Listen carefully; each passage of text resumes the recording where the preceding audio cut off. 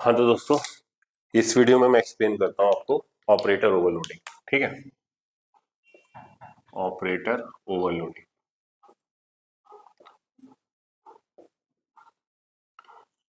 देखो, ये operator overloading C plus plus का एक बहुत इंपॉर्टेंट फीचर है। इसके थ्रू आप क्या करते हो, किसी भी ऑपरेटर के मीनिंग को आप चेंज कर सकते हो, रीडिफाइन कर सकते हो या उसके मीनिंग को एक्सटेंड कर सकते हो। यही बेसिक फंडा होता है ऑपरेटर ओवरलोडिंग का। मतलब क्या, कि जो भी आपका मैथमेटिकल ऑपरेटर है, जैसे माइनस है, अगर तुम माइनस ए लिखोगे तो ये बेसिकली ए के कंटेंट को नेगेटिव कर रहा है। ठीक है, मैं इसके मीनिंग को एक्सटेंड करना चाहता हूँ अपने क्लास पॉइंट ऑफ व्यू से। तो उन्होंने कहा कि सी प्लस प्लस के अंदर इंपॉर्टेंट कॉन्सेप्ट है कि आप ऑपरेटर की मीनिंग को रीडिफाइन कर सकते हो अपने अकॉर्डिंग। ठीक है, कैसे? सर, मैंने अपनी क्लास ली, क्लास डेमो, उसके अंदर ले लिया प्राइवेट डाटा मेंबर ए और बी। ठीक है, पब्लिक। इस सेक्शन में मैंने इसका एक जीरो आर्गुमेंट कंस्ट्रक्टर स्पेसिफाई किया जिसकी एम्प्टी बॉडी, एक पैरामीटराइज कंस्ट्रक्टर स्पेसिफाई किया, ठीक है, जिससे A equal to X, B equal to Y. एक मैंने इसके अंदर शो फंक्शन बनाया, वॉइड शो, जिसका काम क्या है, सी आउट ए का कंटेंट शो कर दे और बी का कंटेंट शो कर दे। ठीक है, अब मैं चाहता हूं क्या, कि मैं अपनी क्लास के अपने नेगेटिव ऑपरेटर जो होता है अर्थमेटिक, उसको ओवरलोड करना चाहता हूं, मतलब उसको रीडिफाइन करना चाहता हूं। तो रीडिफाइन करना मतलब क्या, उस ऑपरेटर के मीनिंग को एक्सटेंड कर देना। तो उसके लिखने का सिंटेक्स क्या होता है, आपने लिखा ऑपरेटर, किस ऑपरेटर को आप ओवरलोड करना चाहते हो, आपने कहा माइनस को, मैंने इसका रिटर्न टाइप लिख दिया वॉइड। ये बेसिकली क्या करेगा, जो ए है उसको तो माइनस ए कर देगा, बी को क्या कर देगा, माइनस बी। बस, मैंने क्या कहा कि भाई ऑपरेटर ओवरलोडिंग मतलब किसी भी ऑपरेटर की मीनिंग को एक्सटेंड कर देना। मैं अपनी क्लास के अंदर इस माइनस ऑपरेटर को ओवरलोड करता हूँ। अब ऐसे कुछ ऑपरेटर है जो केवल एक ही ऑपरेंड पे काम करते हैं, उसको हम बोलते हैं यूनरी ऑपरेटर, यूनरी ऑपरेटर। ठीक है, तो मैं माइनस ऑपरेटर को ओवरलोड करना चाहता हूँ। तो उसको लिखने का तरीका क्या होता है, ऑपरेटर देन कौन से ऑपरेटर को ओवरलोड करना चाहते हो। अब ये क्या करेगा, क्या भाई, जिस भी ऑपरेटर पे आप ये माइनस फंक्शन को कॉल करोगे तो उसके ए वैल्यू को तो माइनस ए कर देगा, बी को माइनस बी कर देगा। हमने ये लिख दिया। हमने कहा फिर देन हमने क्या करा, हमने लिखा इंट मेन डेमो A1, इसकी वैल्यू दी थी 10 और 20। फिर हमने सी A1 डॉट शो करा लिया, भाई A1 का पुराना कंटेंट दिखाओ। ठीक है, अब मैंने लिखा माइनस ऑफ A1। बेसिकली ये क्या करेगा, इस A1 ऑब्जेक्ट के लिए इस माइनस वाले फंक्शन को कॉल कर देगा। और ये माइनस फंक्शन क्या करेगा, A1 ऑब्जेक्ट के अंदर जो A है, क्योंकि अगर मैं इसका मेमोरी रिप्रेजेंटेशन बोलूं तो A1 के अंदर A है और B है। तो ये माइनस फंक्शन, ये माइनस फंक्शन जिसको आपने ओवरलोड किया है अपनी क्लास के अंदर, ये A1 के कंटेंट को नेगेटिव कर देगा। नेगेटिव करने का मतलब A1 का जो A है उसकी वैल्यू को माइनस ए कर देगा, बी में उसकी वैल्यू को माइनस बी करके असाइन कर देगा। देन मैंने वापिस से शो कराया A1 डॉट शो। तो अब आउटपुट क्या आएगा, पहले तो सर आउटपुट आएगा 10 20। फिर दूसरी बार जैसे ही आपने इस माइनस A1 लिखा, मतलब मैं चाहता हूं ये माइनस ऑपरेटर इस A1 पे काम करे, तो मैंने अपनी क्लास में इस माइनस ऑपरेटर को ओवरलोड कर दिया, इसको रीडिफाइन कर दिया। रीडिफाइन करके मैंने क्या कह दिया, ये माइनस ऑपरेटर क्या करेगा, ए की वैल्यू को नेगेटिव कर देगा, बी की वैल्यू को नेगेटिव करके बी में सेव कर देगा। तो इसका आउटपुट कुछ ऐसा आएगा, -10 -20। तो ये होता है ऑपरेटर ओवरलोडिंग। अब यही ऑपरेटर वर्क कर रहा है एक ऑपरेंड पे, तो इसको हम बोलते हैं कि यूनरी ऑपरेटर ओवरलोडिंग। सर, जैसे यूनरी ऑपरेटर ओवरलोडिंग है, तो क्या सर बाइनरी ऑपरेटर ओवरलोडिंग भी होता है? मैंने क्या होता है, बाइनरी ऑपरेटर मतलब ऐसा ऑपरेटर जो दो आर्गुमेंट लेता है, उसको हम बोलते हैं बाइनरी ऑपरेटर। हमने कहा चलो बाइनरी ऑपरेटर ओवरलोडिंग देखते हैं। तो इसको हम एग्जांपल में देख सकते हैं, unary operator overloading. Unary operator overloading मतलब जो केवल एक ऑपरेटर पर वर्क, ऑपरेंड पर वर्क करता है। तो सिंपल सा क्या, उसकी मीनिंग को एक्सटेंड कर दें, that's called operator overloading. Sir, binary operator overloading क्या होता है? मैंने कि उसके लिए मैं एक क्लास का कौन एक कोड लिखता हूँ। तो हम क्या करते हैं, अपने कॉम्प्लेक्स नंबर को देखते हैं, वो एक क्लास बना लेते हैं नई कॉम्प्लेक्स। ठीक है, देखने में भी अच्छा लगेगा, थोड़ा सा सही होता है। तो अब नेक्स्ट होता है बाइनरी ऑपरेटर ओवरलोडिंग। मतलब ऐसा ऑपरेटर जो दो ऑपरेंड पे वर्क करता हो। ठीक है, तो हम क्या करते हैं, हमें पता है कि कॉम्प्लेक्स नंबर कोई सा भी लेते हो तो उसके अंदर कोई रियल पार्ट होता है और कोई इमेजिनरी पार्ट होता है। मैंने कहा C2 दूसरा कॉम्प्लेक्स नंबर है जिसके अंदर 5 और 6 है। अभी मैं इंटीजर टाइप के चल के मान के चलूँ तो मैं एक क्लास बना लेता हूँ कॉम्प्लेक्स, जिसके अंदर मैं दो डाटा मेंबर स्पेसिफाई कर देता हूँ। एक डाटा मेंबर तो कॉम्प्लेक्स नंबर की रियल पार्ट की वैल्यू रखेगा, एक उसके इमेजिनरी पार्ट की वैल्यू रखेगा। तो हम अपनी क्लास बना लेते हैं कॉम्प्लेक्स। मैंने लिखा क्लास कॉम्प्लेक्स। उनने का डाटा क्या है, मैंने कि दोनों इंटीजर टाइप के हैं तो हमने लिख दिया इंट रियल और इमेजिनरी इमेज। ठीक है, दो डाटा मेंबर। अब आए पब्लिक सेक्शन, तो हम क्या कर रहे हैं भाई, कॉम्प्लेक्स टाइप का जो भी ऑब्जेक्ट बनाओगे उसको इनिशियलाइज करने के लिए मैं कंस्ट्रक्टर यूज कर सकता हूं। तो मैंने कहा, तो मैंने सबसे पहले लिख दिया कॉम्प्लेक्स का जीरो आर्गुमेंट कंस्ट्रक्टर, फिर लिख दिया कॉम्प्लेक्स क्लास के लिए parameterize constructor int X int Y. ये क्या करेगा, रियल पार्ट में तो डाल देगा एक्स की वैल्यू, इमेजिनरी पार्ट में डाल देगा वाई की वैल्यू। ठीक है, फिर हमने क्या करा सर, अपना एक मेंबर फंक्शन बना लिया शो वॉइड शो। ये क्या करेगा सर, रियल उसकी वैल्यू दिखाएगा,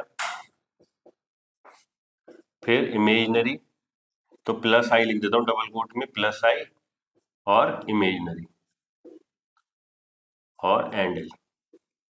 ठीक है, इस शो का सिंपल सा काम क्या है, जब भी जिस भी ऑब्जेक्ट के लिए आप शो करोगे तो पहले प्रिंट करेगा रियल, फिर रियल पार्ट की वैल्यू, फिर प्रिंट करेगा प्लस आई, फिर इमेजिनरी पार्ट की वैल्यू, फिर एंड ऑफ लाइन कर देगा। अब मैं क्या चाहता हूं, अभी मैं पहले क्लास को केवल सिंपल सा यही दिखाता हूं, फिर इसको एक्सटेंड करेंगे। तो अगर मैंने लिखा इंट मेन, सर मैं कॉम्प्लेक्स क्लास का एक वेरिएबल A1 बनाता हूँ जिसमें दे देता हूँ 10,20 और एक A2 बना देता हूँ जिसमें देता हूँ 20,30। तो ये मेरे ए कॉम्प्लेक्स टाइप के दो ऑब्जेक्ट क्रिएट कर देगा।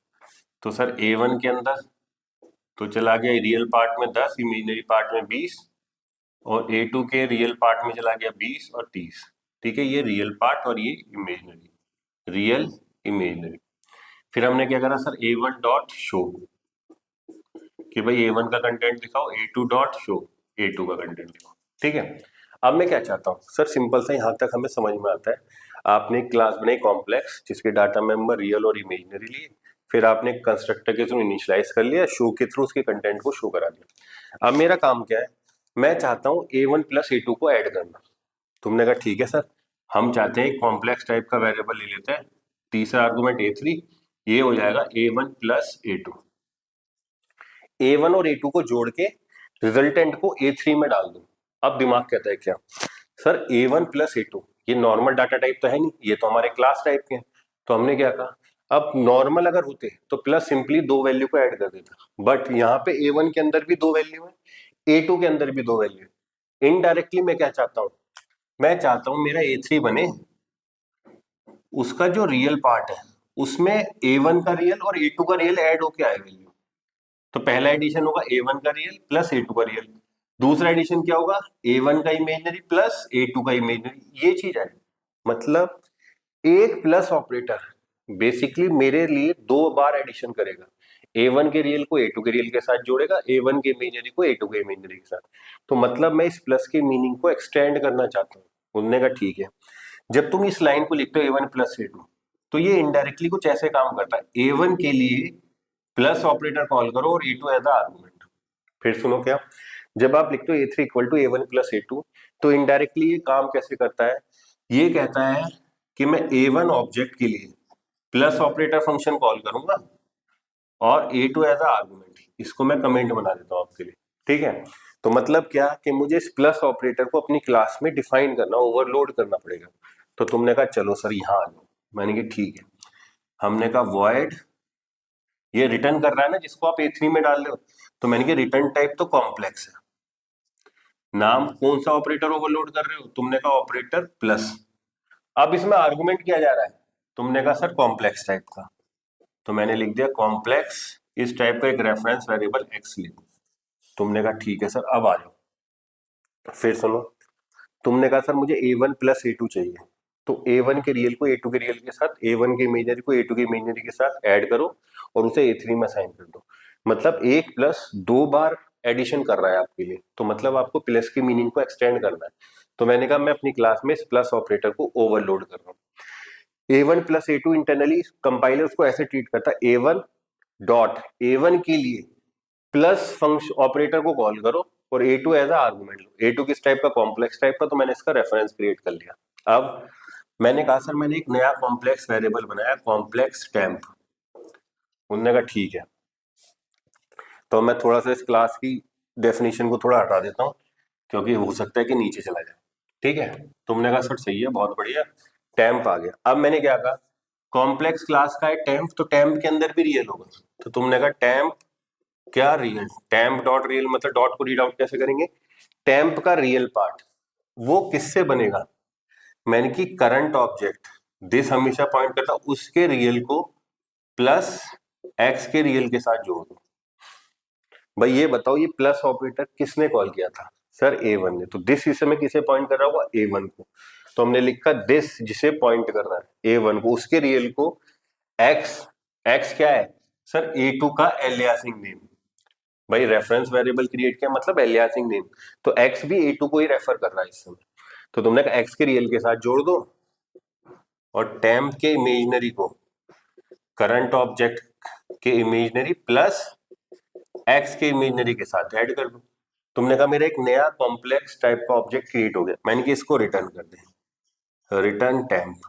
तुमने भी यही बोला था कि रिटर्न टाइप क्या होगा, कॉम्प्लेक्स टाइप का एक ऑब्जेक्ट होगा। तो मैंने टेम्प को रिटर्न किया, जो किस में कैच हो जाएगा सर इस A3 के पास। अरे चीज समझ में आती है, तुमने दो कॉम्प्लेक्स नंबर को ऐड किया, उनका रिजल्टेंट A3 में डाल दिया। अब मैंने क्या करा मैंने कहा A3 डॉट शो कि भाई A3 कंटेंट को शो करा दो।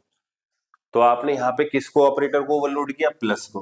प्लस कितनों पे काम कर रहा था, दो ऑपरेटर पे, इसको हम बोल सकते हैं बाइनरी ऑपरेटर ओवरलोडिंग। जब भी आप लिखते हो A1 प्लस A2 तो इंटरनली वो कैसे ट्रीट करता है, A1 के लिए प्लस ऑपरेटर कॉल करो, तो आपने अपनी क्लास में प्लस को ऑपरेटर को ओवरलोड किया और एज अ आर्गुमेंट A2 पास कर दो। तो A2 किस टाइप का, कॉम्प्लेक्स। तो मतलब क्या, हम अपने फंक्शन के अंदर ऑब्जेक्ट को एज अ आर्गुमेंट पास कर सकते हैं। उसके लिए मैं सेपरेट वीडियो भी बना दूंगा। फिर दोनों को ऐड किया तो आपने कॉम्प्लेक्स लिया टेम्परेरी वेरिएबल, उसमें क्रिएट किया, तो दिस किसे पॉइंट आउट कर रहा होगा, पर जिसके लिए प्लस को कॉल किया तो दिस आपने प्लस किसके लिए कॉल किया, A1 के लिए, तो दिस पॉइंट कर रहा होगा A1 को। तो A1 के रियल को आपने एक्स का रियल, एक्स का रियल मतलब क्या, एक्स क्या है, एलियासिंग नेम है किसका, A2 का, उसके रियल के साथ जोड़ दिया। तो ये हो गया आपका बाइनरी ऑपरेटर ओवरलोडिंग। सर हम C++ के अंदर के सारे ऑपरेटर ओवरलोड कर सकते हो, उसने कहा नहीं, कुछ पर्टिकुलर ऑपरेटर्स है जिनको आप ओवरलोड नहीं कर सकते। मतलब क्या सर, कभी पूछ लिया हमसे तो हम बता सकते हैं, मैंने कि हाँ तो हम कह सकते हैं क्या, operators which are never overloaded, which are never overloaded in C++। तो ऐसे कौन से ऑपरेटर हैं जो C++ के अंदर ओवरलोड नहीं हो सकते। तो सबसे पहला तो आपका स्कोप रिजोल्यूशन ऑपरेटर, पहला, इसको आप ओवरलोड नहीं कर सकते। दूसरा सर डॉट ऑपरेटर, जैसे मैंने लिखा था ना A1 डॉट, तो डॉट होता है कि भी किसी भी ऑब्जेक्ट के पर जो कुछ पर्टिकुलर फंक्शन उसके मेंबर फंक्शन को कॉल करने के, तो आप डॉट ऑपरेटर को ओवरलोड नहीं कर सकते।